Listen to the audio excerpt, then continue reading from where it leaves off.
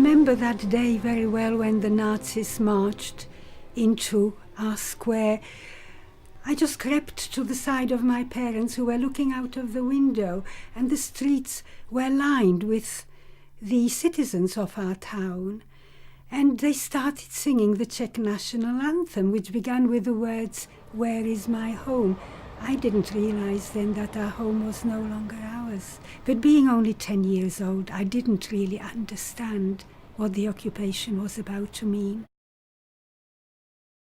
We were sitting at supper one evening and Mother wasn't eating. She suddenly looked at Father and she said very softly, "I heard today that both Eva and Vera can go to England." Father looked so shocked and he buried his face in his hands, and then he looked up to her and there were tears in his eyes as he said, "All right, let them go." I didn't realize then what it meant to say those words, what it meant to them to let us go. I was collected a few days after arriving by Mummy Rainford. The first word she said to me, she ran towards me and embraced me, "Where you shall be loved." And I didn't realize then what they meant, and I didn't realize then that those were the words any refugee child, any orphan child, any child in danger can hear.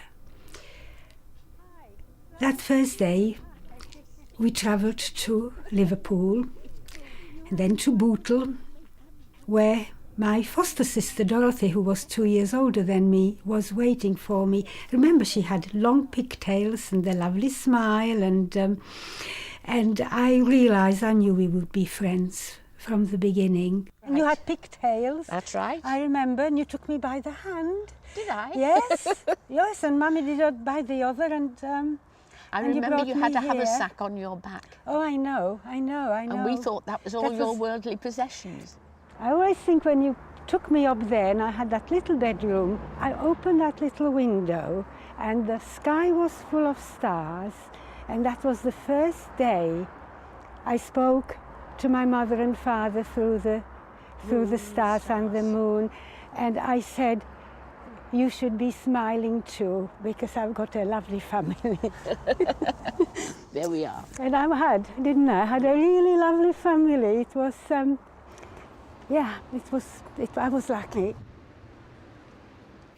It wasn't more than 3 days later that I was taken to school by Mummy Rainford, and I couldn't believe what I saw, because the street was lined with kids.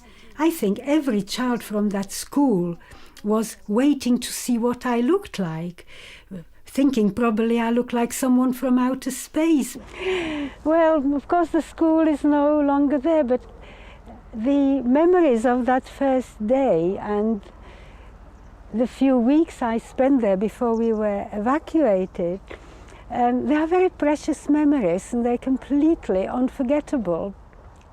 I have a report at the end of that first year, and by the end of the first year I was first in English, and that made me feel very proud and very important.